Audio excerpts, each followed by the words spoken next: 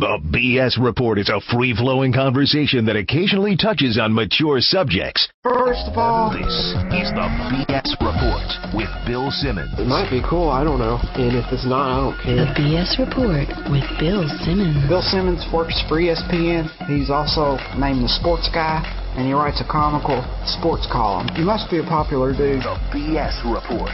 It's got a real dirty sound, like a rusty steak knife cutting through a well-aged steak. Now. Here's Bill Simmons. Welcome to the B.S. Report on the Subway Fresh Take Hotline. One of the co-authors of the book about ESPN, Those Guys Have All the Fun, Jim Miller. What's happening? Hey, thanks for having me. I'm breaking a rule, a self-imposed rule, where I don't usually try to have people on the podcast after they've been on 450 other radio shows and all these other things. But for you, I'm going to break this rule. You have been on everything. Is there a show that you haven't done? Plenty of shows I haven't done. Well, could you name two? Yeah, Jimmy Kimmel. Oh, you're at TV shows. All right. Yeah, there seems like there's a lot of interest in this book with a lot of different radio shows, blogs, all this stuff. I mean, you must have anticipated that was going to be the case, right? I don't know. I'm a nervous Jew. I don't take anything for granted. So, I mean, when you were planning the PR campaign and all this stuff, were you banking on this amount of interest? Just be honest. Actually, no. And what's funny about it is that there wasn't really some grand meeting about like a PR strategy once the book came out. I was kind of working on the book up until it seems like 5-6 weeks ago. Yeah. So there wasn't a lot of time to sit around thinking about what was going to happen after it was out. It seemed, the first 400 pages of the book is basically a business book about how the company came to be. And then the last 300 or so pages, which mostly takes place in the last 10 years, it seemed like it was a little harder for you to put that era into perspective, was it? No, I don't think so. I think that the first 400 pages, I think that there's some huge, important business developments, and there's the proverbial forks in the road where decisions were made from a business point of view that could have led to disaster at certain points. So maybe they kind of jump out at you, but I thought there was a lot of kind of fun backroom stuff away from the business world in the first 400 pages. Certainly, kind of tracing the pedigree of how the whole world of early rounds of the NCAA basketball came around, and getting production started at the company, and some of the great mentors that came along and helped the young guys who were just starting out.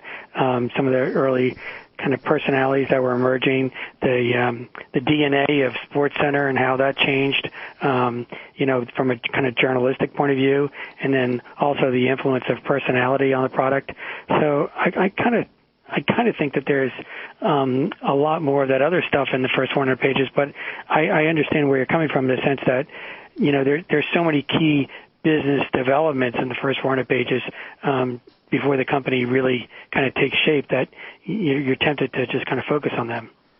But everything you just described is business. I mean, that was part of the bigger picture, which is how this became a big business. And part of that was the right stuff. Part of it was how SportsCenter evolved into what it became. And then part of it was the personality thing, which up until that point, it was really just local announcers that were personalities. Like I remember in New York, Warner Wolf was huge, and in Boston, Bob Lobel.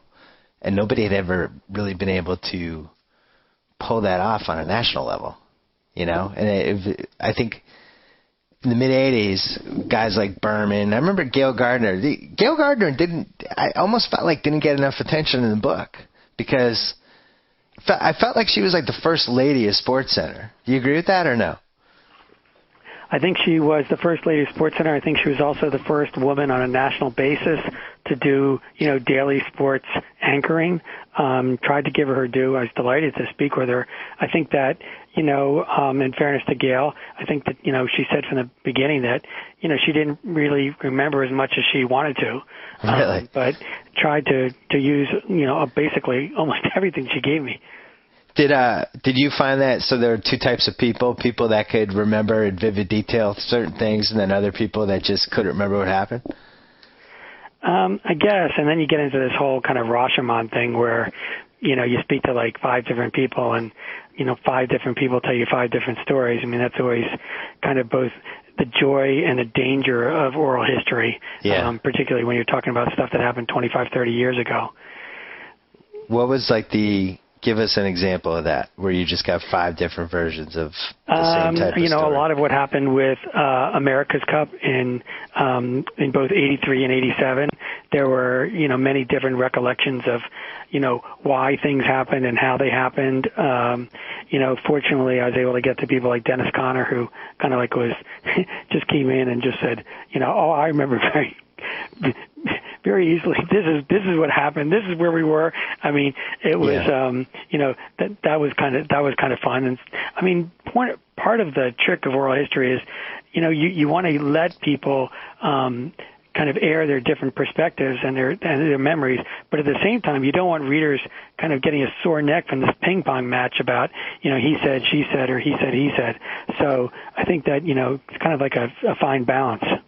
There's a couple of times where you played that nicely. I remember the part where Michael Eisner was talking about why Disney acquired ABC, and he said ESPN was the crown jewel, and then you had 3 guys in a row no, he didn't believe that, blah, blah, blah. But I thought it was funny to read when just 2 people have totally different recollections of what the motivations were. Back to the America's Cup for a second. I actually, I don't know if I'm remembering this incorrectly or just my experience of it was different, but I felt like the Big East games on Mondays on ESPN were bigger for the network than the America's Cup. And you didn't really play up the Big East. Am I just in the minority on that one? No, I think you can make a great case, and I will say that the 350 pages sitting next to my computer on the editing floor, there's some really good Big East stuff there. I think you could absolutely make a case. My whole point in trying to go more with the America's Cup wasn't to dishonor or, kind of not give the Big East credit, but I think after a big section about the importance of the early rounds of the NCAA tournament that ESPN seized upon, it was kind of ready. I was ready for the reader to understand just how wide the range of product was, and something like yacht racing, which kind of came out of nowhere. I think that there were some really unbelievable Big East games in the mid '80s, particularly in '85, that ESPN benefited from. But again, you can't do everything. And I don't mean that defensively. I just mean at that point I just felt like it was time to get away from basketball a little bit. Right. In a perfect world, how many pages would this book have been? That I'm throwing apart the side that it would have been hard to read, but what do you feel like the perfect length for this book would have been? To hit everything you wanted to hit. Look, there's easy. If somebody forced me and put a gun to my head right now, I could take out 100 pages. It's not about, I don't know if you went through this or not, with your book, because at some point it becomes kind of like a Michael Cimino movie or something where everybody starts talking about the length and not about, what's in it. So I could easily take 100 pages out. The thing that I'm finding this week since the book has been out is that everybody would have had a different 100 pages.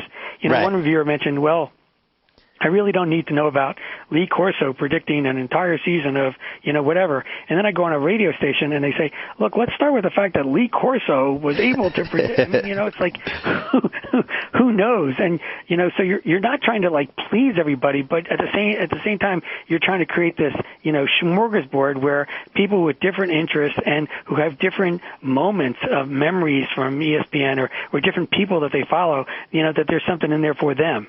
Right.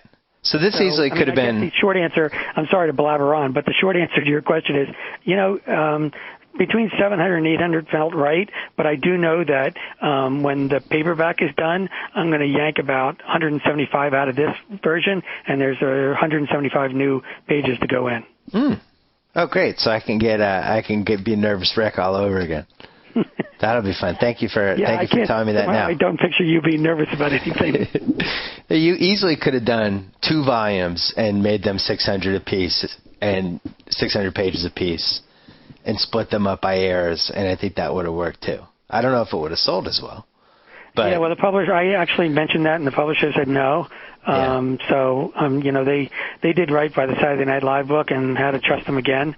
But, so far so good with this one. When you did the SNL book, was it the same thing? You had just a bunch of stuff on the cutting room floor that you wish you could use? And once again, the paperback had, well over 100 pages of new material.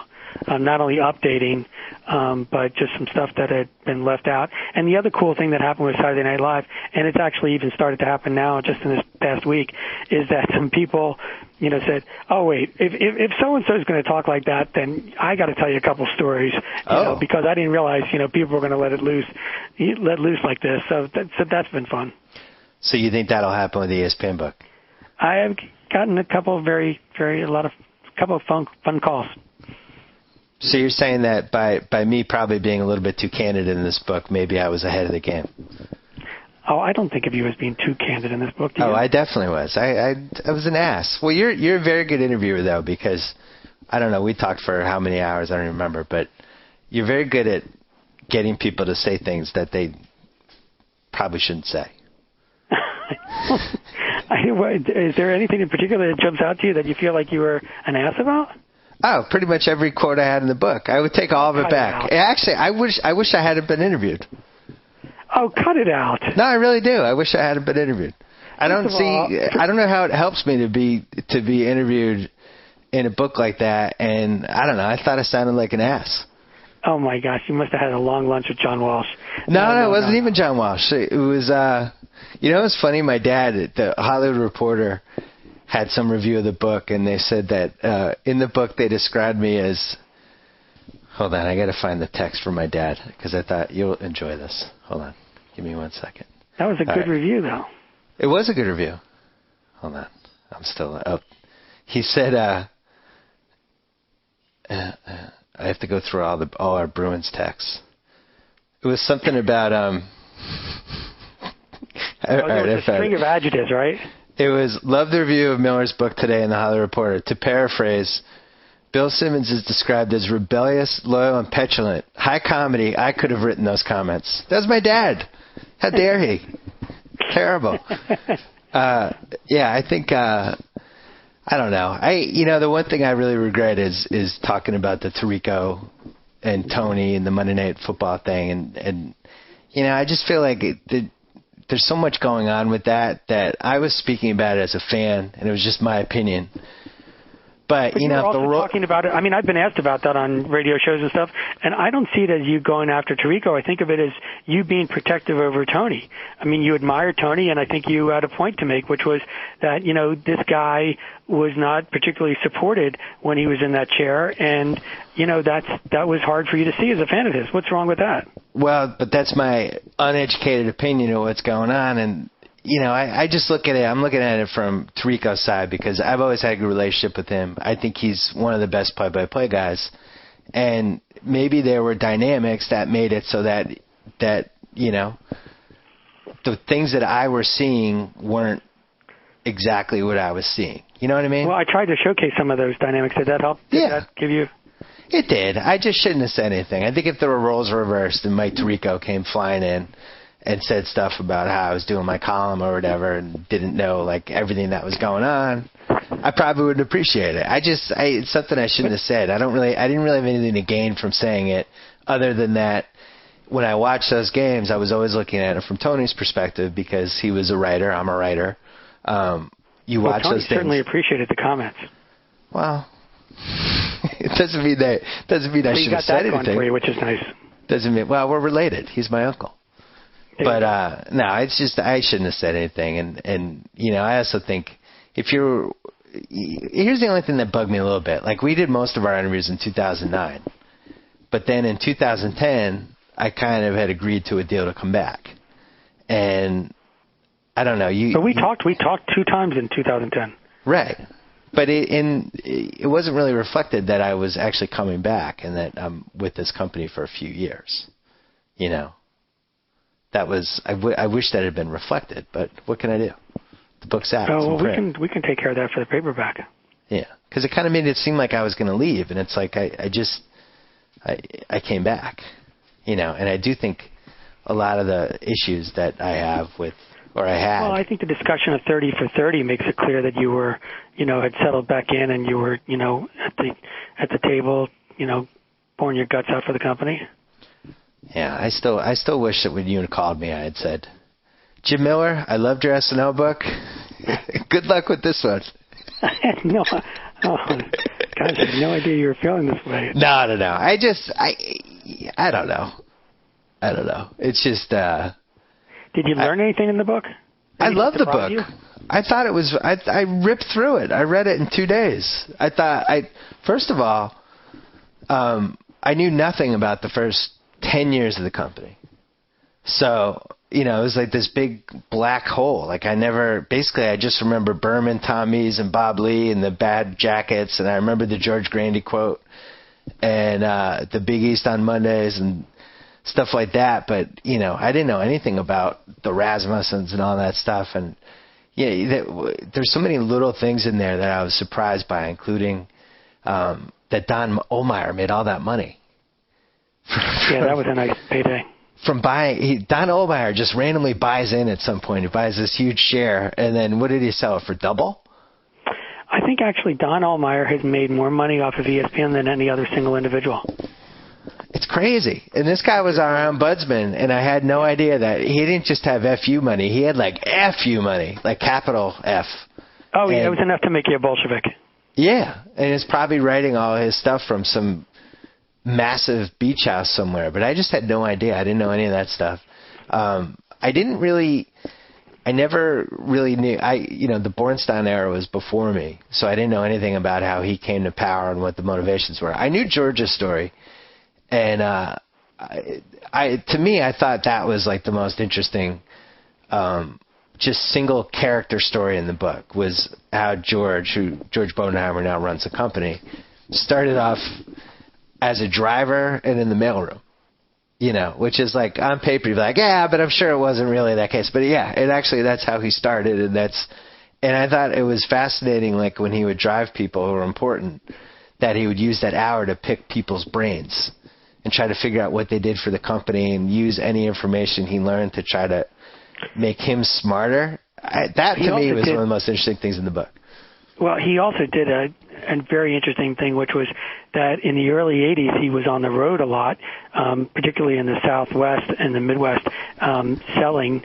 And he kept in contact with a lot of people back in Bristol, trying to understand what they were doing and trying to understand, you know, what the place was like. And, you know, he got very involved, you know, listening to new ideas and new strategies. And, you know, when new shows would come on board, he would talk to people about it. So even though he was removed from Bristol, I think he made a concerted effort to really kind of, you know, keep up to date with what was going on. But it was important to me. It's funny, George is, I agree with you. I think he's a really interesting person in the book. It was important to me, though. So many people seize upon his personality when you meet him. He's obviously a very likable guy, but he's not. I mean, Bornstein. Skipper says Bornstein was feared. George is loved. But I didn't want people to come away, you know, thinking that George is just this, you know, kind of like quiet guy who, you know, doesn't have a backbone. And the truth is that Michael Eisner is the one who points out that what George Bodenheimer did in 1998 when ESPN got the full season in the NFL is probably one of the most important things in the entire history of the company. I mean, he went and put that financial equation together, and you got to be a killer. You got to be a killer in order to do that, because you're dealing with the Dolans and the Malones of the world. These guys, you know, play for keeps, and George stood toe to toe with them and won. So, you know, it's funny. You can look at him at the ESPYs, you know, he wears, you know, the navy blazer and the gray slacks and the tassel loafers while everybody's decked out in Armani, and he's always smiling and he's kind of, you know, quiet. But the guy has got real, I mean, like guts of steel. I thought you did a nice job of explaining how important that whole thing was in 1998, and that, you know, not to get too technical, but he figured out that if they got football, then ESPN could get 20 cents from the cable companies compounded, which meant every year 20%. And compounded, which meant every year it would be 20% of what the last year's figure was. And when he took that to Eisner, and he explained it to him, and Eisner was like, "No way, you can't do that, right?" And he went out and he did it. And you know, I think that's got to be one of the main reasons that he ended up getting the big job, because it was one of the shrewdest business moves in the history of media. Right? Would you put in the top 5? It's not only why he got the big job, but it speaks in large volumes to, you know, why they're over $8 billion in revenue a year, why they can, you know, make deals and finance Grantland. Right. Hey, thanks for the Grantland plug. That was nice of you. With these oral histories, it's almost better that when there's a detachment. I felt the same way with the SNL stuff, like the stuff in the 70s and the 80s, because there'd been so much distance. Could really, really assess it properly. I think with ESPN, the motives of the company have really changed over the last 6-7 years. I think when Mark Shapiro was here, there was a feeling that, you know, we got to be more like MTV. We got to develop our own shows and our own movies and things like that. And now during the John Skipper era, it's been, you know, very heavy on rights, live events, live sporting events, things like that. How did you reflect that whole shift in the book? Because it's pretty tough to do in an oral history. I mean, look, I wanted people to understand, first and foremost, like, when you get that job, it really matters who you are. I mean, what you like, what you want to do. That's a big job. And so, for instance, I mean, with Skipper, he gets that job within 48 hours. He's on a plane to Europe to try and steal the World Cup away from NBC because he loves soccer. I mean, Shapiro wasn't going after the World Cup. He had let it go. He just decided, you know, whatever. I mean, he wanted Wimbledon. He wanted the NBA. He had his own things. But the truth is, when you're in that job, I mean, Shapiro was, you know, let's make movies. I want to start, pardon the interruption, let's do Around the Corn and everything. And like you say, Skipper has a totally different agenda. So one of the first things was to kind of like explain to the reader, it's not these big, you know, committees sitting around, you know, in cigar-filled rooms and, you know, eventually some policy emerges.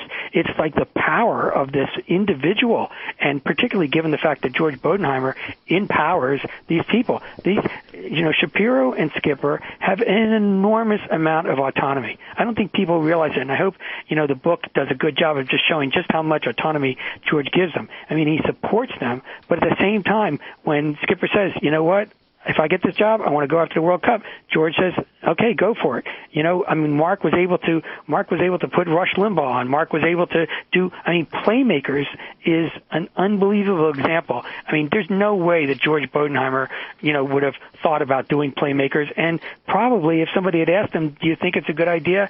You know, he probably would have said, I don't think so. But there was Mark. Mark was running programming and production. Mark wanted to do it. And you know what? George let him run with it. So, I mean, those are the kind of, you try and use examples like Playmakers, like Rush, like World Cup for Skipper, and you try and say, you know, this is how it manifests itself. Shapiro became one of the big characters in the book, or emerged as one of the big characters in the book.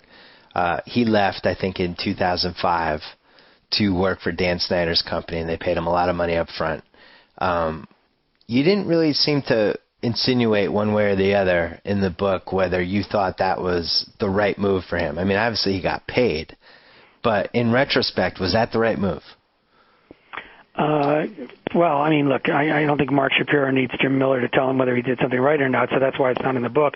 But I think, personally for me, I think that, you know, he had just made this huge deal. ESPN had made a huge deal for Monday Night Football.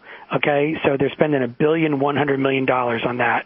And then there's all these other things going on. I mean, Mark felt like he had already done most of what he wanted to accomplish, and the rest was kind of like on automatic pilot, as he said.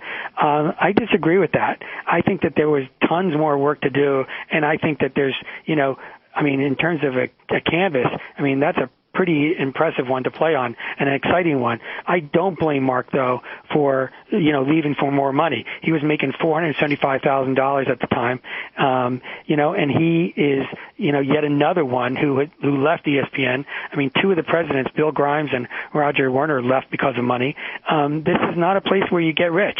And I think, he had every right to say, look, I'm not going to turn down the kind of money that Snyder's offering me. I just think that from a creative point of view, knowing Mark's interest and, the way he likes to mix it up, I think ESPN was probably a bigger playground and a more exciting playground than Six Flags.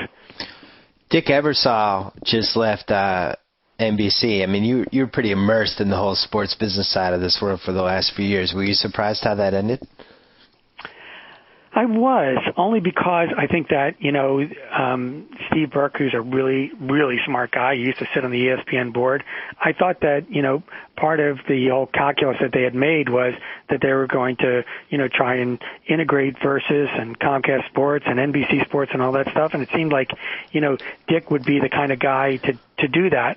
I think that what, those of us who were surprised lost sight of is, the fact that they spend a lot of time thinking about money and that they want to make money and they don't want to lose so much money. And, not that they blamed it all on Dick, but I think that they're going to have a better ability to control their costs and their price tags as a result of his departure. And I think that's going to manifest itself real quickly within 8 days when everybody goes to Switzerland. And obviously, Dick leaving NBC increases the likelihood that ESPN will get the rights to the next Olympics. You did a nice job of explaining why the phone, even though it failed, was ultimately a good thing because it created a bunch of different, it basically established all these different things that ESPN ended up using in the mobile stratosphere anyway.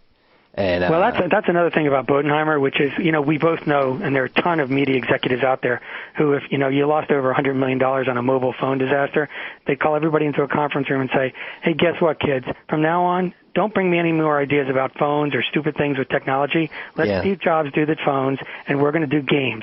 So cut it out.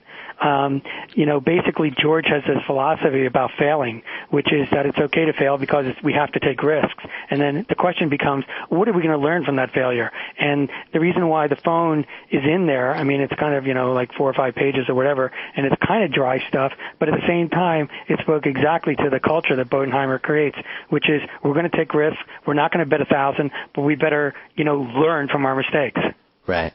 You didn't really play out. Maybe if this had been a 2-volume book, you would have played it up more. The competitors and people that could potentially unseat ESPN, and Fox made an effort, I guess, in the late '90s, but not really, and it was doomed from the start. Now it seems like you have two entities in place that might be able to challenge ESPN. I think one is definitely the Comcast, NBC, that whole group.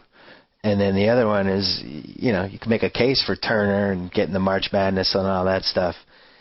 I don't think anybody is ever going to become another ESPN, but couldn't we say that at the very least, these are two viable threats that could affect some of the assets that ESPN has? Yes, I think that's more than fair. I think that not only can they threaten the assets, but also remember, ESPN now has to pay attention to something else, which is not just about dollars and cents, but the patina of the network and the quality of the network. And so that's why I had a big problem with the ESPN executives who were calling me up after the day after the decision and saying, what are you talking about? It was a bad night. We got an 8.3 rating. Look at our rating last night. That was fantastic.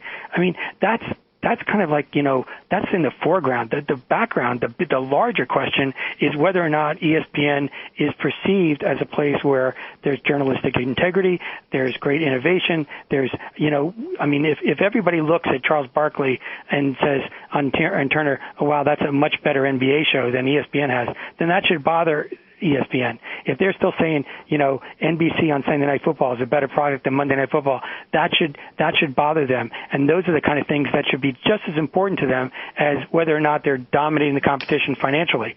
So I think the short answer to your question is there's still, a hell of a lot of work to be done.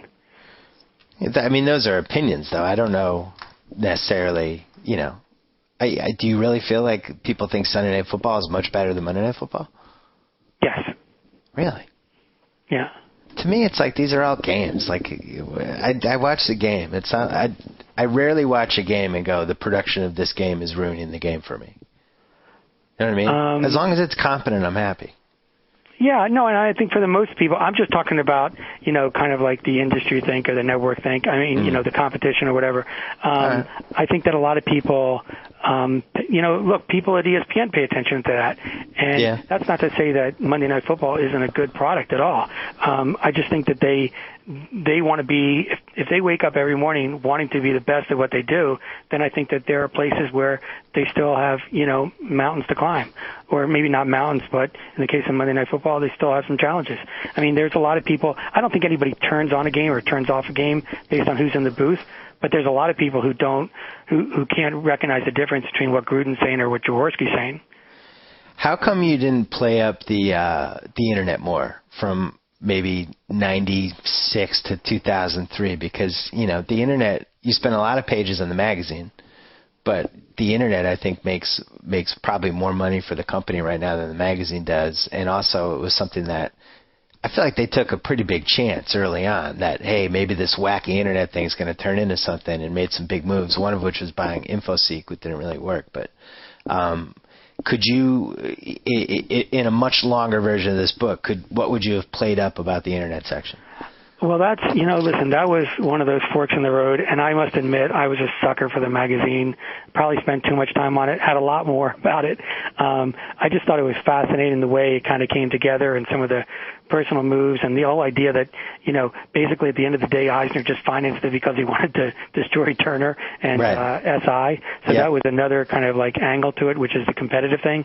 But there's going to be more about the internet in the next version. I thought it was interesting and instructive for readers to understand, though, that Bornstein was really, look, his email address was Steve B at AOL. Right. He was definitely into this thing early, and I thought that spoke very well of ESPN at the time. And I think that, they've done a masterful job. I mean, we're not sitting here like talking about, well, ESPN did such a great job on TV. Why didn't they enjoy that success on the internet? I mean, they definitely have, played their hands well in that area. I just felt like there was something about the magazine that it was kind of like the last hurrah of the print guys in a way, and it became bigger in the book than maybe it should. I'll give you that, but I just couldn't get away from some of the great guys that worked there. Well, with Steve Bornstein, who was running the company, and then they moved him to the internet to run that, and then he left. I don't remember if it was a year or 2 years or whatever later, and it was kind of unclear in the book whether, or maybe I just misread it. Was it like a good thing or a bad thing that they moved into the internet? Because it would seem to me like I would much rather be running the company. Well, they had a problem. No, it's in the book. I mean, Eisner had a problem, which is, so they're going to do this internet thing, and they got to say to Wall Street, we're serious about it. Well, Steve was the head raccoon. I mean, he was the biggest, kind of chief executive in the Disney world. And so what Eisner did was, he said to him, look, you've got to take this because that's going to show Wall Street and everybody else that we're really serious about it. I had, many more pages from Steve and others about how much he didn't want to do it. And in fact, it wound up leading to his removal from Disney. But, he does talk in the book about the fact that Tom Murphy, who was the chairman of Cap City, says, you can't say no to Michael Eisner. He's your chairman. And it's a really tough position. So, that did not work out. So by moving him there, he paved the way for him to leave. Yes. I mean, I don't think that, Eisner claims, and I have to believe him, that that wasn't some Machiavellian ploy to get him out of the company, because Eisner could have just fired him if he wanted to get rid of him. Yeah. But I think he really needed, Steve's prestige and Steve's track record with ESPN to show everybody that he was serious about the internet. It just was a bad match. Steve was miserable there, and the whole model for the internet, that whole Go.com thing was not well thought out. I thought one of the most entertaining parts of the book for me was just reading about the NFL rights and how everything shook out with the Sunday football, Monday football, and the fact that Bornstein was the one who was negotiated that for the NFL. I mean, what are the odds? This guy that ran your company comes back. Yeah, and particularly because, he left with hard feelings. Yeah. So he was, I think it's Bill Creasy, who's kind of a wonderful character in the book. He says he was in a no-win situation. And do you think that affected the negotiations, or do you think they played out fairly? I think it affected the negotiations to a certain degree, but not as much as some people in Bristol think. I mean, some people in Bristol, blame the price tag totally on Steve's, desire to get back at Bob Iger and Michael Eisner. And the truth is, and the reason why had so many people weighing in on this is, if they had gone earlier, the price wouldn't have been that high. They could have gotten Sunday night and Monday night for $1.4 billion if they had gone 6 months earlier. And there were reasons why they didn't, but make no mistake about it, they could have gotten it for a lot cheaper. I think you and I were in similar positions with our books where it just became this whole all-consuming editing unto itself, and we had, almost like you get so lost in it, you need a few weeks away, and then you look back at it after it's done, and you read it, and you go, I could have taken that out. Or I could have spelled Jim Nance's name right. Or you have these little things. I mean, well, that's a different thing. If there's a typo or a brain fart or whatever, I think that killed me though. Is there stuff in the book that now that you can see the whole big picture and it's done, that you're looking at it and going, you know what? That doesn't need to be in there. I should have taken that out. Like, what are the 3 things you wish you had? I mean, look, I mean, we just talked about one. I probably, overdid it on the magazine, in part because I had like 60 pages that I started with on the magazine, because there were so many different subplots and so many interesting kind of things that were fascinating to me along the way, including a lot of stuff about you and Riley in the magazine section that I got cut out. Oh, great. Because, people originally, were looking to you and then later Riley, for a big presence in the magazine. I thought, at some point I thought it was interesting, why is Bill Simmons not in the magazine? And I had a lot of people talking about that. And then at the end of the day, cut that out. And, so I thought, well, going from 50 to 15, that's a big cut. But maybe 15 didn't have to be 15. And, you can always second guess yourself on that. But the magazine was definitely one of them. I like 15 at 15. I think you should stay there. What's stuff that you're looking back at it and going, man, I should have put more of that stuff in, other than the internet? Well, I mean, I have a lot more about SportsCenter in the 90s, and I think that there's, some delicious stuff with, the Craig Kilborns and the Rich Eisens, and, just, I mean, when you think about the fact that in 1995, if you were hanging out in the newsroom at ESPN, you had Bob Lee, Robin Roberts, and Charlie Steiner doing the early show. You had Keith Overman and Dan Patrick doing the 11. You had Craig Kilborn doing the 2:30. You had people like Rich Eisen walking around. You had people. I mean, that was a pretty deep bench. It was an exciting bench, not just in retrospect, but just even then at the time. And I think that I was so mindful of what had to come and how many things had to be covered, going forward, that I guess, kind of tried not to get too mired in the mid 90s. But I think that from 1992 to 1998, I mean, those are 6 years that, forever changed the company. And it was, I think that there's some more stuff that I hope to put back in that will kind of, maybe raise that whole time period to another level. Yeah, I don't think SportsCenter will ever mean as much as it did during that era, because it was pre-internet. And it was, well, I don't this is how you watch the now. highlights and games, huh? I don't understand SportsCenter now, because to me, I mean, my son, we used to watch SportsCenter all the time together, and now we don't need to watch it because obviously we get the scores and the highlights on our phone. But to me, the SportsCenter needs to be like Jimmy Kimmel or, Conan or something. There has to be like personalities that we want to hang out with. We need to see the same anchors all the time. I mean, they have, Stan and Neil from LA in the morning as a regular team, but that's only because they're in LA. And this rotation that they go under, and this idea that they want to stay away from pairings and big personalities, I think is exactly the opposite, because, I want to hang out with a familiar duo. I want to, be entertained by them and their sensibilities and their take on things, as opposed to, just who's going to show up that night. That to me is actually, that's one of my big frustrations right now with ESPN, that they haven't, really kind of cemented, great partnerships with SportsCenter now. I mean, they had Hannah Storm and Josh Elliott, but then they got Hannah Storm running around to Wimbledon and the U.S. Open to the NBA and everything else. So she's not even there half the time. John Walsh did something very interesting in the late 80s and early 90s, which is that he said, you know what, SportsCenter is sacrosanct. We are going to make a commitment to this show, and it's not going to be preempted. It's not going to be delayed. And, I think that they need to remember that now and really give us some exciting pairings that we want to watch. I would say the counter argument to that is that the ratings are still really good for SportsCenter. I mean, that isn't there. Shouldn't that matter? I mean, look, the ratings argument is it's always an argument, and I think that's fine. But I don't know. I wonder how long they can keep up doing that when technology is going so fast. And I love hearing Buster Olney's take on something, but I don't need to wait 20 minutes into SportsCenter to hear it, because now I'm following him on Twitter.